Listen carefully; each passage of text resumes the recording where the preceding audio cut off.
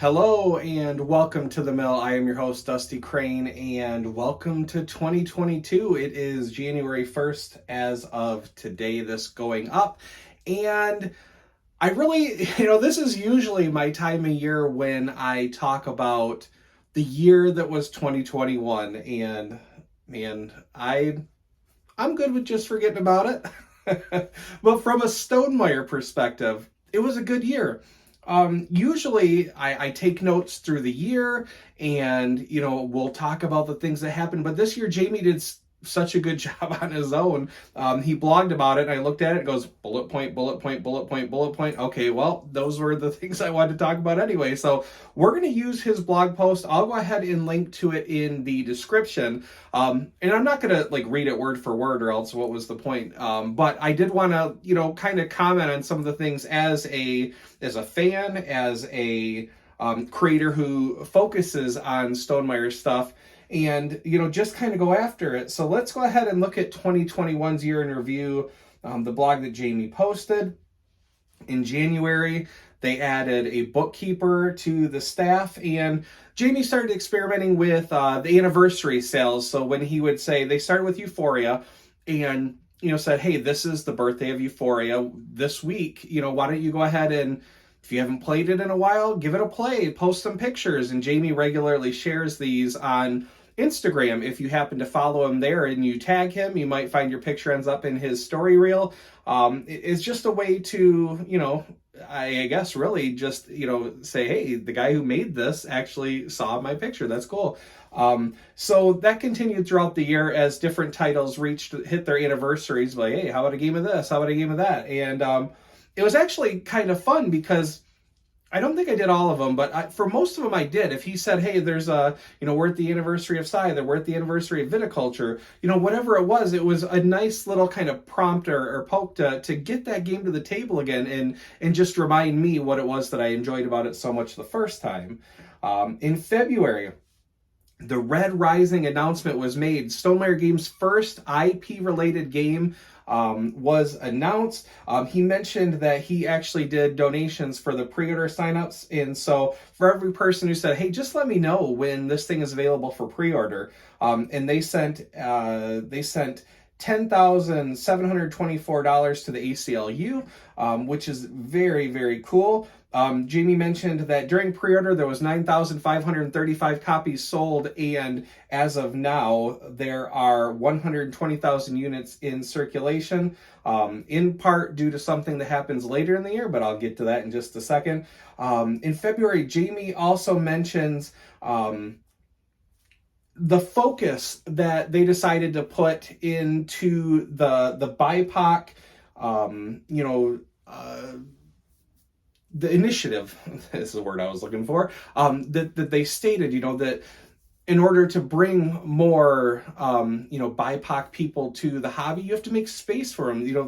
There's jobs to be had. And Jamie mentions that, the different creators that he's worked with in years past, in addition to those that he's hired for projects coming up. And in fact, there are some names that he has listed as people that he has hired that we have not seen work from them yet. So definitely a spoiler, or not a spoiler opportunity, but definitely something to poke at and see what you might be able to derive from art styles maybe.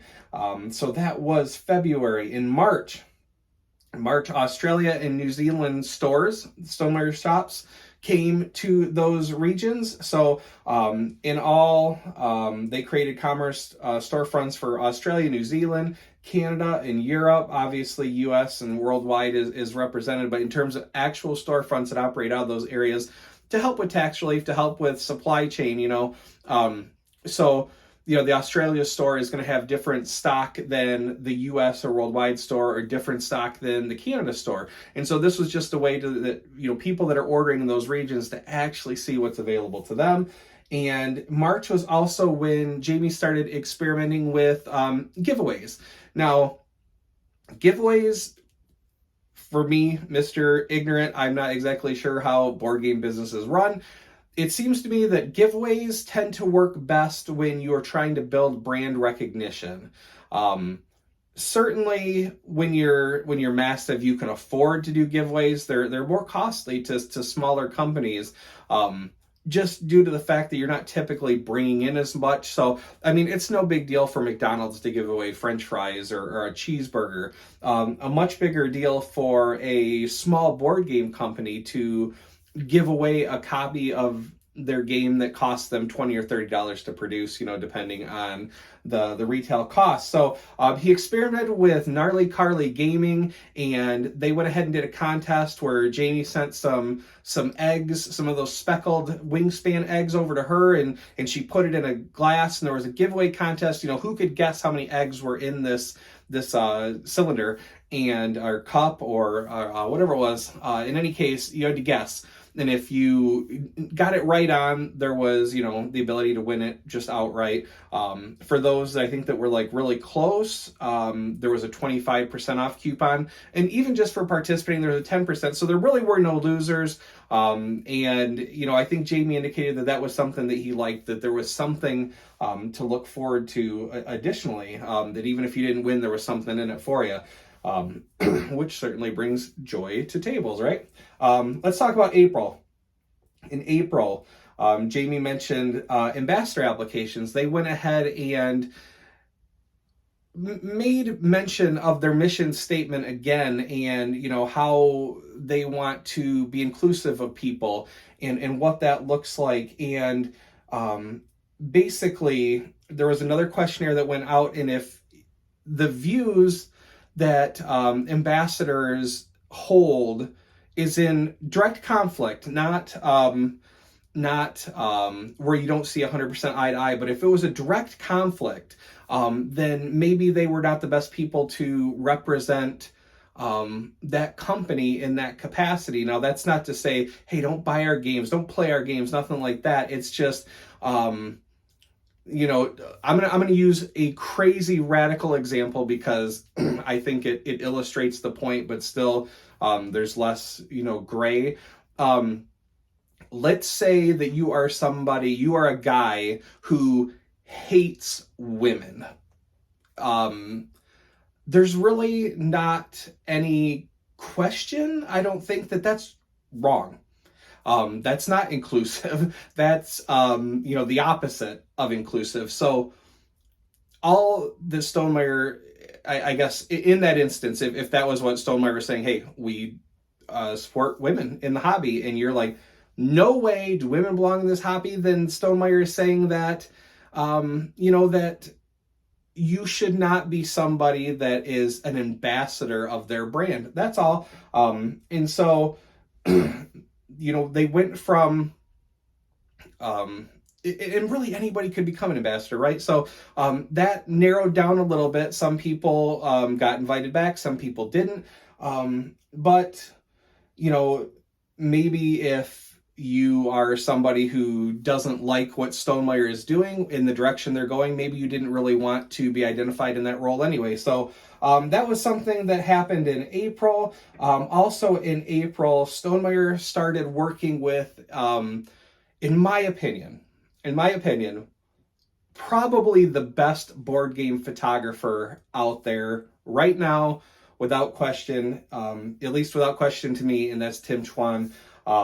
He is just a tremendous talent. If you do not follow him on Instagram or Snapchat or wherever, or TikTok, I guess, whatever platforms he's on, if you are not following him on those platforms, I follow him on Twitter, I follow him on Instagram, and I follow him on, I don't think I follow him on TikTok yet, but he posts a lot of his TikTok stuff on Instagram, and which ends up on Twitter. And this dude's talent is unfair. I mean, he just knows, like, the composition, the artwork. He did this board game infinity challenge, and there's no reason for me to know what that is, but I have a young family, so the kids keep me in the know, and it was amazing. Like this, he drops the dice, and then as they're falling, the scene changes. They're still falling. He's in a different outfit. It's a different game. It's different dice. There's a different background. It's wild.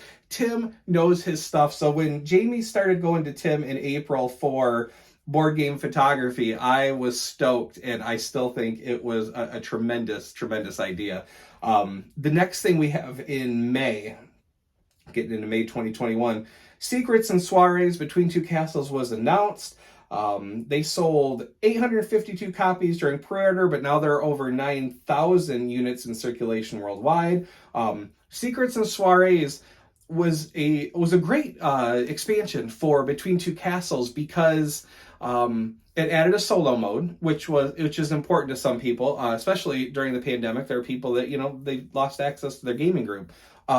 A really good solo mode, I might add, very easy to run, and just the new tiles, kind of the new mechanics of those rooms that duplicate other rooms. It's a new fun puzzle, and I've recently, in the last several months, met people that was their introduction to Stonemaier Games, and they just loved it so much. Just that tile laying aspect of it, and building with other people, and so it was cool hearing, it seems like a lot of people, it's like, how'd you learn about Stonemaier? Viticulture, science. So it's kind of interesting to hear that that this was their introduction, which then brought them to Wingspan, which was obviously, you've probably heard of Wingspan, right? Even if you're not a Stonemaier fan and just wandered across this channel and thought, I'd like to listen to this guy ramble for a little bit. Is just a very cool expansion. Secrets and Soirees. May also brought Jamie being more intentional, and Stonemaier Games being more intentional in adding a cultural consultant. Kate Edwards of Geography, I think I got that right, started bringing them in to look at their games and see if any unintentional harm could be done so that they could rework it. And if I remember correctly, the Tapestry expansion that we got this year, I think there was a suggestion. Yes, there was the suggestion on a card called Space Race. There were multiple rockets taking off at once, and it looked like a nuclear launch. And many of us never have had to have rocket launches be an aspect of our day-to-day life, or even our lifetime. When Jamie and Stonemaier were creating this game, you don't want to, when your job or your mission is to bring joy, you don't want to inadvertently trigger traumas, right? So I thought that was a cool thing to do, to bring on Kate. It was also in May that they introduced the 20-day price guarantee. So if you buy something from the Stonemaier shop and 20 days later it's cheaper due to a sale or something, all you have to do is let them know, send an email, and they'll go ahead and match that price. So there's none of this, oh man, I just bought this 3 days ago and now it's on sale, due to this other thing, and I could have saved money if I waited. Well, Stonemaier's going to take care of you. That brings us into June. The Wingspan nesting box. That's when Jamie started talking about it, when he started brainstorming it with the community. We've talked about this on the show before, that it was really cool, the amount of collaboration that has gone into that product, from hey, there needs to be holes so you can push up the game boards from beneath to get them out of this tray easier than having to dump it. I thought that was cool. Just the other great ideas that came of it. Hey, we can't see through this opaque plastic. Like, can we get transparent plastic? Stuff like that. Very cool. And that is going to hold off. I think that the intention for that is that will be available around the same time whenever the next Wingspan expansion is, which, according to December's newsletter where we get the updates, it still looks like a 2022 product. Fingers crossed. Sure have missed some new Wingspan. It was also in June that Jamie mentioned that proofreading and oversight change. Now, you remember last year, you may remember, Jamie did a blog post where he said, if you were president of Stonemaier for a day, what would you do? What would you change? And one of the things I had mentioned was just let more people into that playtest, or not that playtest, but the proofreading process, because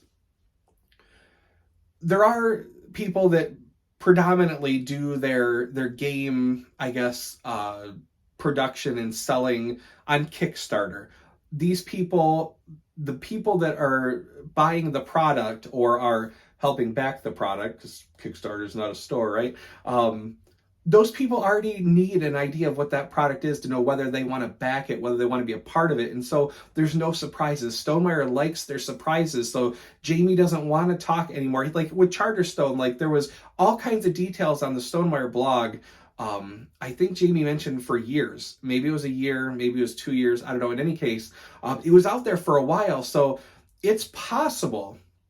I don't know how many people this happened to, because I wasn't a part following that closely at that point.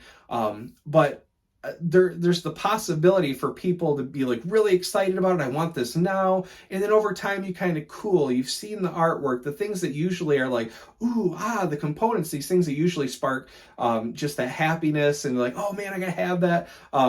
You kind of get that by proxy of the website, which is certainly a cheaper way to get that feeling. However, if you want to keep a business running, it may not be the best way to go about it.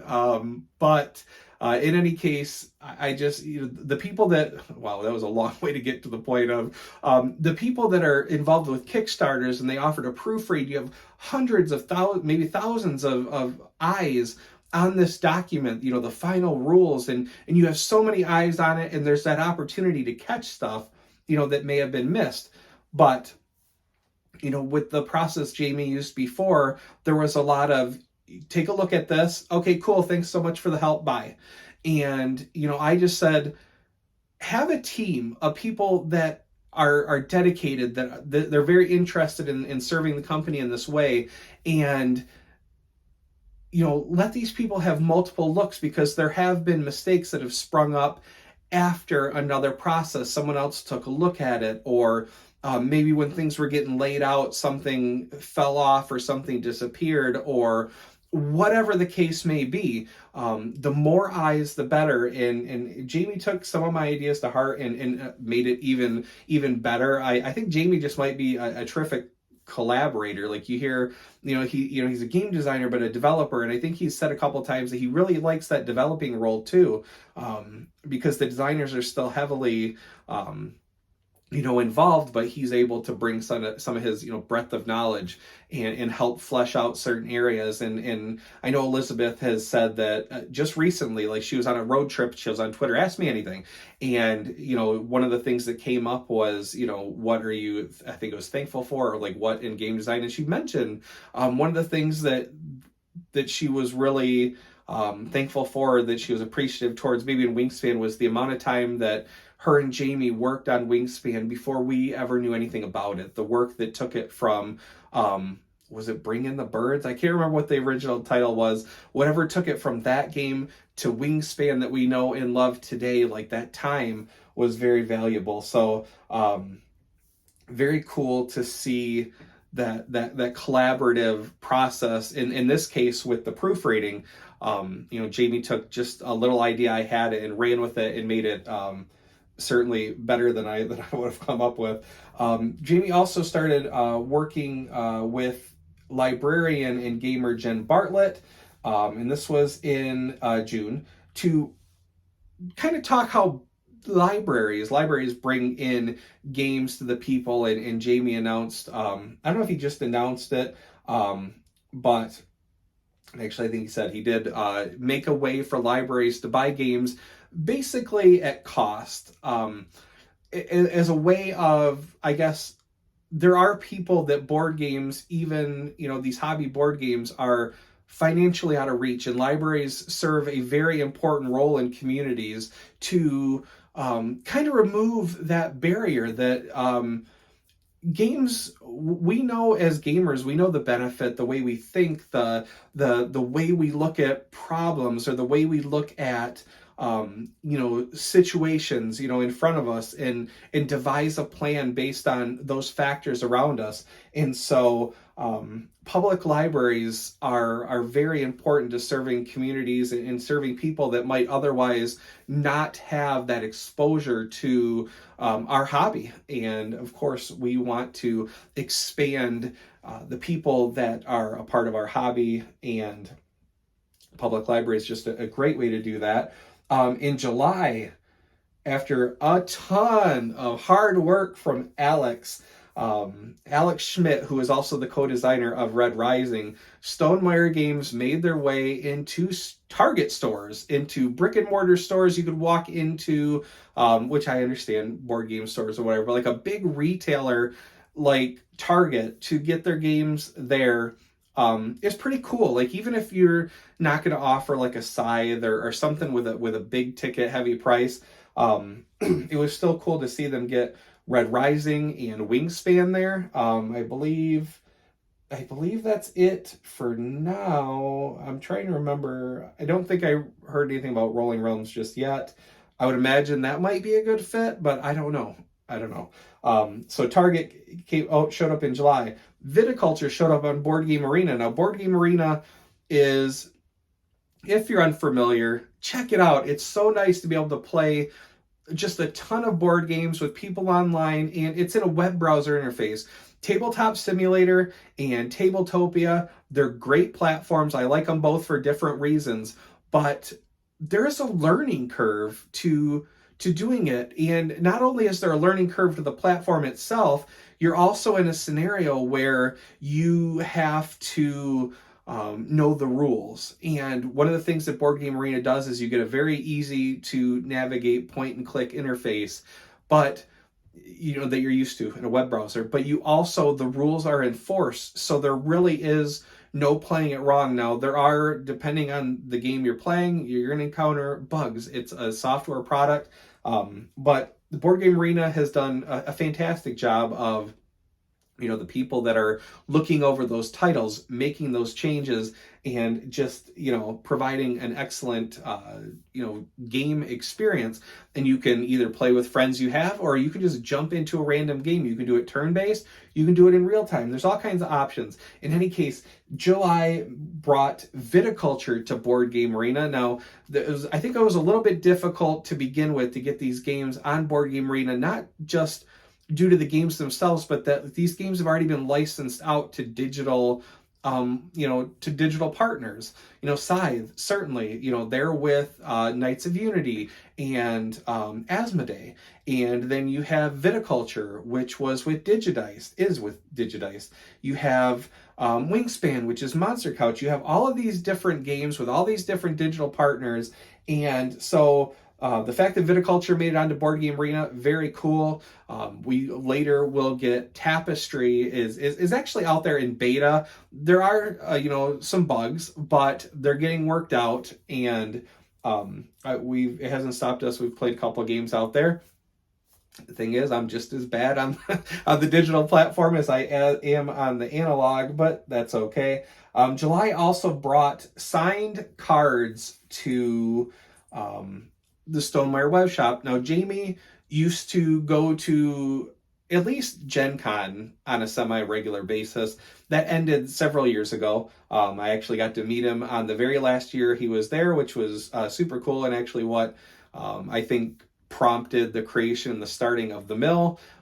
Was just that face-to-face familiarity, and maybe not, because I think it came up later that he didn't remember the encounter, but hey, that's okay. All's well that ends well, right? But in any case, Jamie only goes to, now, Geekway to the West is his favorite convention, so that's what he's been doing. So getting a signed card has been difficult to come by. Well, he has started to make just random cards available in the Stonemaier shop. If you're buying something, you want to add on a card for $1, you could get it from any number of titles, from Scythe, from Tapestry. He had a couple of people popped in from Wingspan, got cards autographed from Wingspan. I know he felt a little bit weird about doing Wingspan since he didn't, he developed it but didn't design it. And so who knows if you'll have those options again. In any case, I think they're regularly in and out of stock, but I think he's talking about doing another one soon-ish, maybe.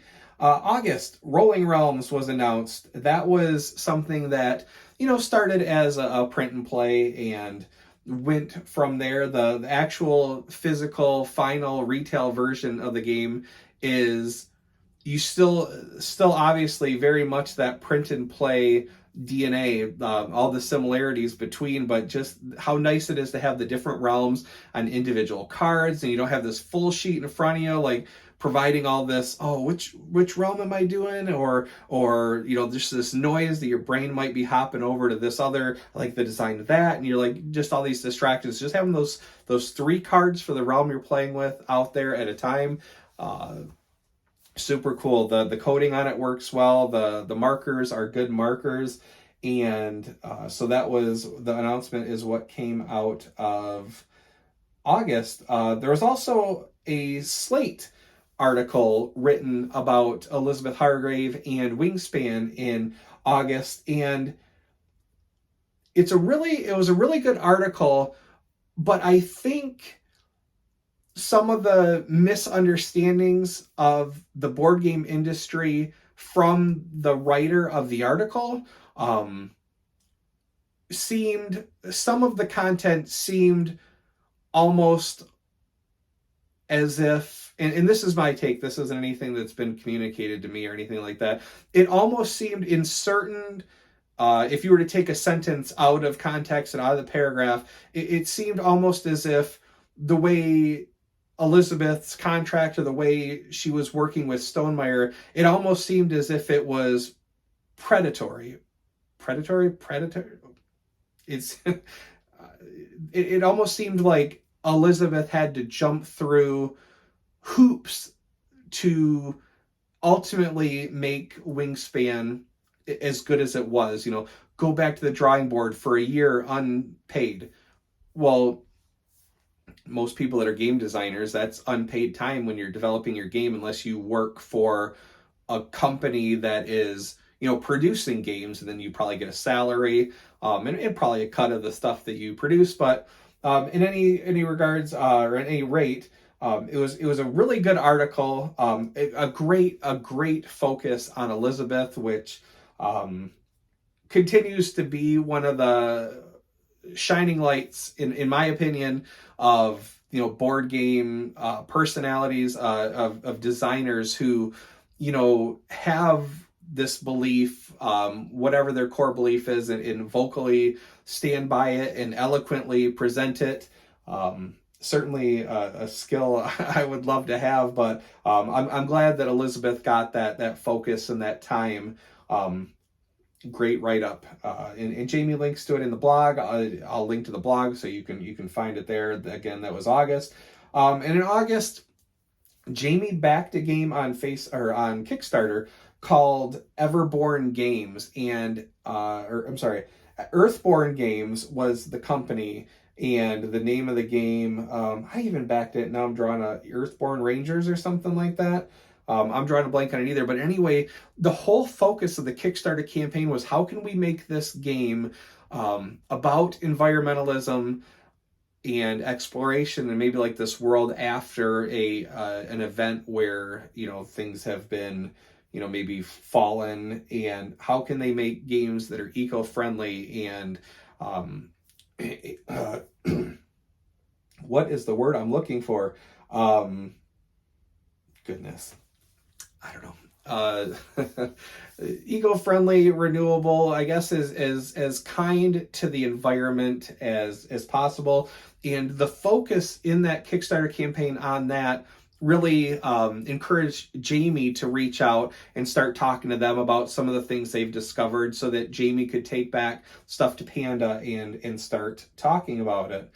And how to bring their games more eco-friendliness. And Jamie started to post blogs or updates in another area of the website. You can go and see like how sustainable, maybe that was the word I was looking for, how sustainable their other titles are, whether it has a plastic insert, whether it has plastic pieces, wood pieces, how this wood came from, where this paper comes from, this cardboard, etc., etc. So it breaks down the different titles, and you can see Jamie being more, and Stonemaier being more thoughtful about the products they produce and how they're produced.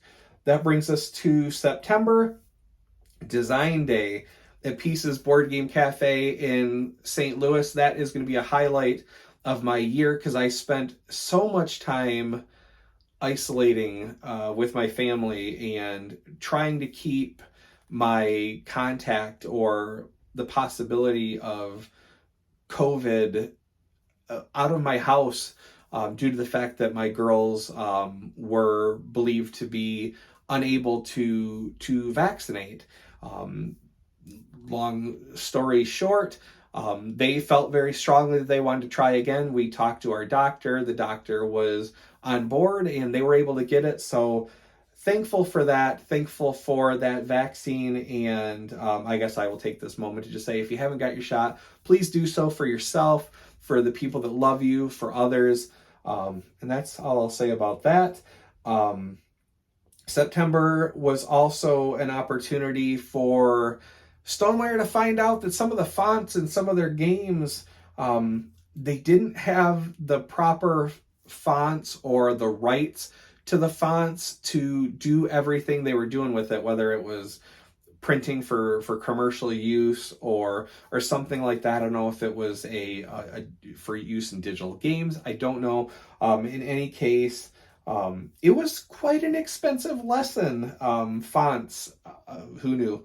Actually, I did fonts. Went to school for web design, so fonts are pretty heavily talked about in terms of what you can do, can't do with them. So, but there's a lot of weirdness too, like the different licenses. Even when you're dealing with the same company, not always the same. So if you are not reading these things like boom, boom, boom, like every line, like you can get caught. And I think that's what happened. But I think that's something that the Stonemaier knows how to deal with now, and that won't continue to be a problem. This takes us to October. October was the 9th annual charity auction. They auctioned signed copies of Red Rising, Rolling Realms, Tapestry, Arts and Architecture, and Secrets and Soirees. The auction, Jamie always picks certain content creators that he likes and admires and wants to give additional focus to. And he lets them, pick a charity of their choice, and they can go ahead and promote that auction to try and get as many bidders to bring the price of the donation of the charity of their choice up. In addition to Jamie making donations based on the thumbs up that the different campaigns get. So in this case, they ended up generating $8,901 in winning bids, and with Fulfill Right matching the highest bid, and the total donation spread over 12 charities was $19,608, which is just awesome. It's awesome. Especially, I know I've said it every year that I've talked about this since being chosen myself. It feels so good to have this this cause that means a great deal to you. This is the one that you chose to raise money for, to know that they got a nice chunk of influx donation thanks to your efforts with the channel that you're creating, that you're running. And it was one of the highlights of my experience with Stonemaier auction was being able to direct some funds to an animal shelter that has given us wonderful pets. We just love them. And October also was Jamie mentions attending Geekway to the West, so not quite Stonemaier news, but certainly if you are a Stonemaier fan, that's one of the places you have the opportunity to catch Jamie, play games with Jamie. So Stonemaier adjacent, right? November, Arts and Architecture is announced. This is the one: new advancement trial, new cards, new tiles, new capital city mats. definitely my favorite of the Tapestry expansions. The first one was good.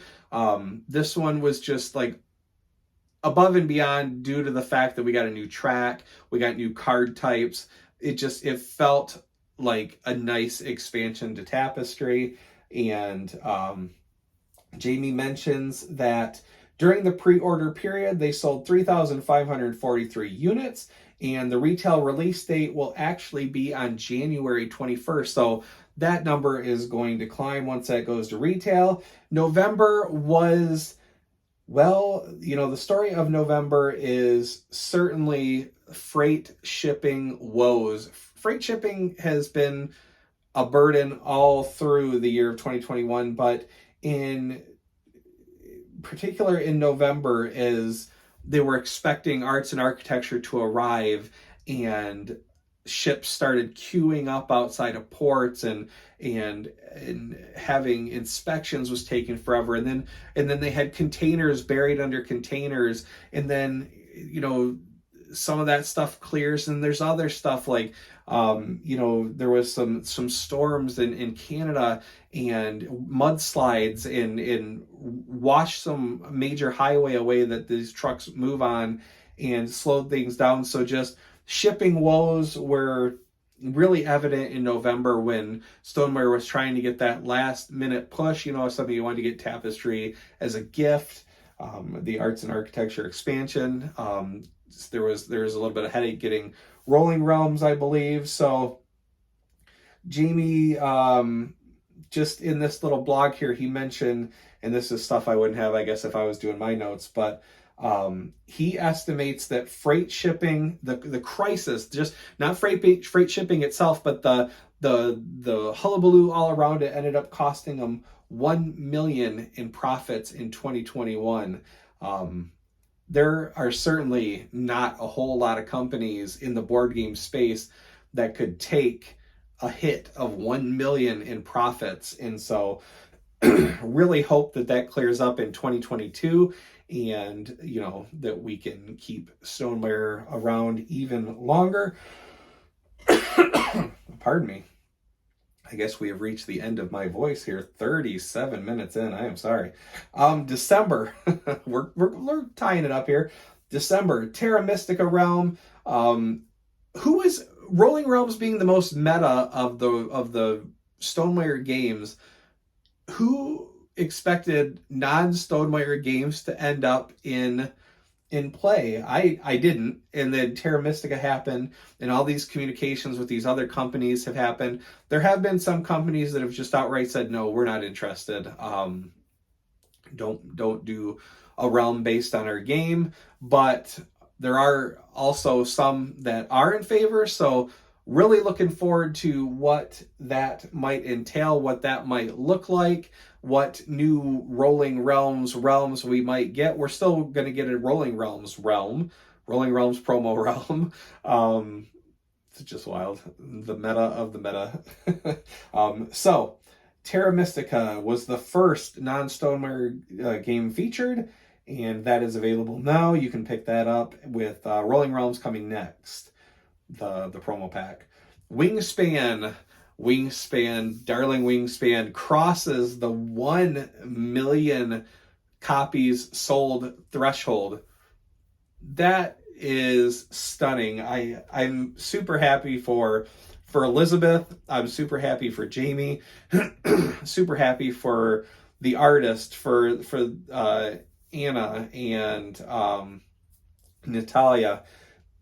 It's just it's so cool because I've told the story before how I saw Wingspan before it was ever a thing, really. I mean, before it was the final version, it was when the Automa Factory had was working on the solo mode for it, and I thought, man, a game about birds. I can't see myself enjoying it. I don't know. It looked dry, and then if it hasn't become like one of my favorite Stonemaier titles, and 1 million copies sold. I am not the only person who has ended up loving this game, right? Just awesome for everyone involved in that title. And also in December, Jamie mentions they hired a diversity, equity, and inclusion consultant. Again, just for the as Stonemaier moves forward, the goal of bringing joy to tabletops worldwide.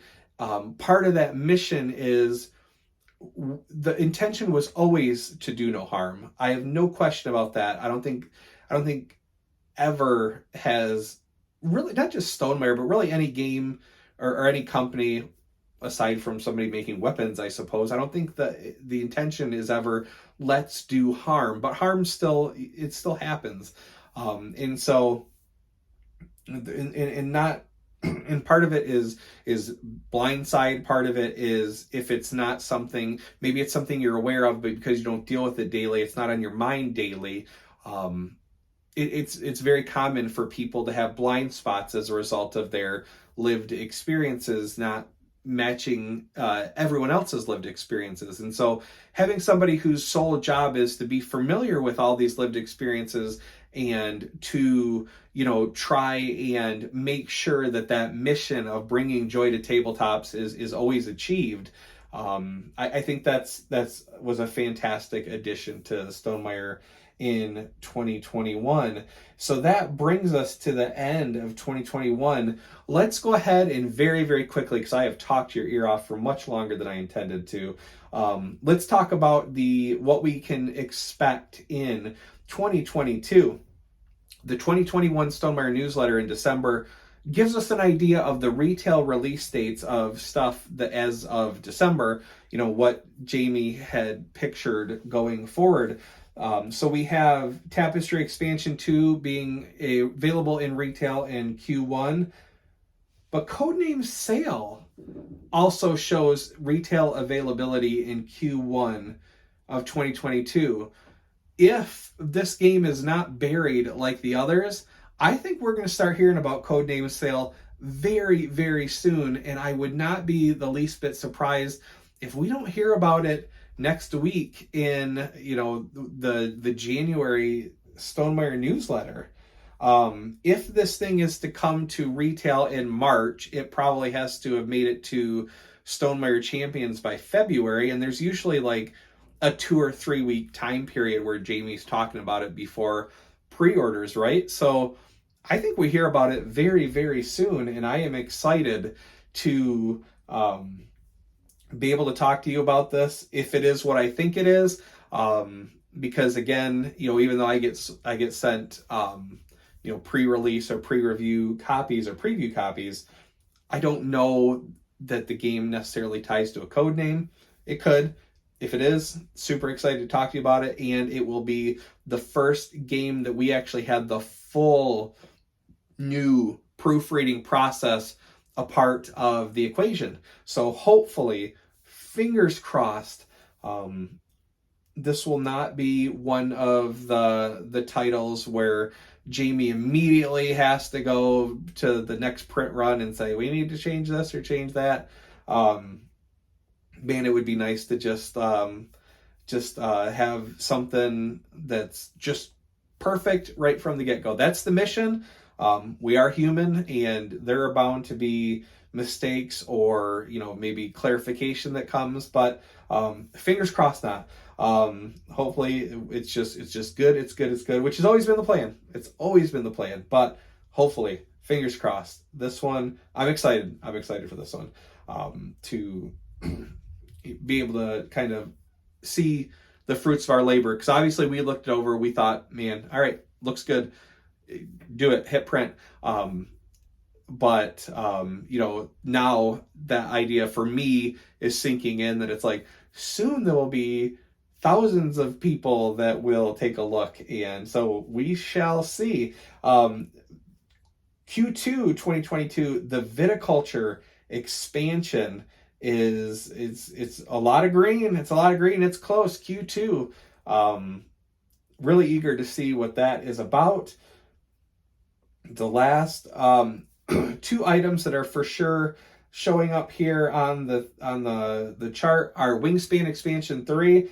That says Q3 2022, and I sure hope so. This one is like, I don't have any idea. I don't know the continent. I wasn't a part of any play tests. I have no idea what's coming. I'm sure I will eventually get the stuff to proofread, but that just means my excitement begins there instead of when we actually get it.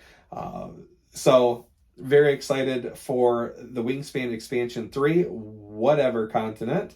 And Codename Draw looks to be a 2022. This one, I don't have any idea. I've gone back and forth in thought, drawing tiles from a bag, drawing something, because for a long time Jamie was constantly talking about that party game Just One.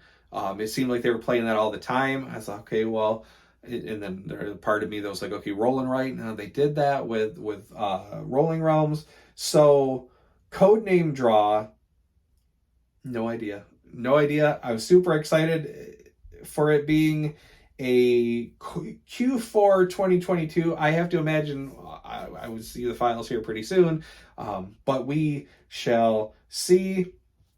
We still have Codename Hive, Wild, Crow, Cape, and Dive in play. None of those are looking to be 2022 titles, probably 2023 and beyond, but still looking to be a good year for Stonemaier. Hopefully a good year for Stonemaier. Hopefully a great year for us. I am not gonna, keep this any longer than it needs to be, since it's already been so long already.